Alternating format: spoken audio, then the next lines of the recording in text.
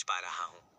आधुनिक युग में जिसे हम लाइक और सब्सक्राइब कहते हैं, प्राचीन काल में उसे कृतज्ञता और अनुसरण कहा जाता था। वेदों और पुराणों के आलोक में इस स्थिति को समझने का प्रयास करो। यहाँ कुछ नीतियाँ और आध्यात्मिक सत्य हैं जो तुम्हें शांति प्रदान करेंगे। एक, निष्काम कर्म का सिद्धांत। श्रीमद् भगवद गीता में भगवान श्री कृष्ण कहते हैं, कर्मण्येवाधिकारस्ते मा फलेषु कदाचन। तुम्हारा अधिकार केवल कर्म करने में है, उसके फल में नहीं। यदि तुम ज्ञान या कोई अच्छी बात साझा कर रहे हो तो उसे एक सेवा या यज्ञ समझकर करो।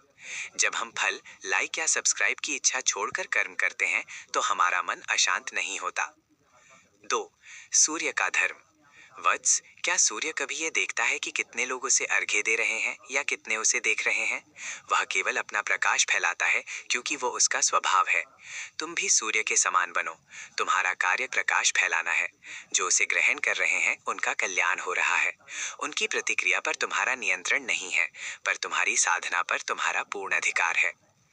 3, कृतज्ञता का अभाव और कलियुग। पुराणों में वर्णित है कि कलयुग में मनुष्य के भीतर कृतज्ञता, ग्रैटिट्यूड का भाव कम होगा। लोग लाभ तो लेंगे किंतु उस लाभ के स्रोत का आभार मानना भूल जाएंगे। ये संसार का दोष है, तुम्हारा नहीं।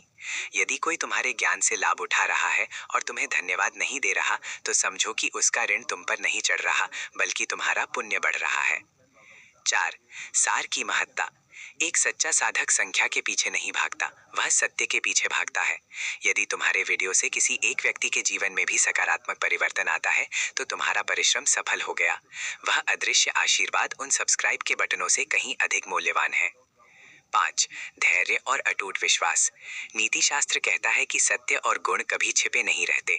यदि तुम्हारी सामग्री में सात्विकता और गहराई है तो देर सबेर लोग स्वयं खिंचे चले आएंगे। सुगंधित पुष्प को निमंत्रण नहीं देना पड़ता, भौरे स्वयं उसे ढूंढ लेते हैं। मेरा परामर्श, वत्स, तुम अपने कर्म को लोक कल्याण की भावना से जोड़ दो।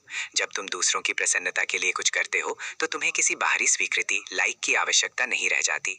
अपने भीतर के संतोष को ही अपना सबसे बड़ा पुरस्कार समझो। विचलित ना हो, अपनी साधना जारी रखो। कल्याणमस्तु।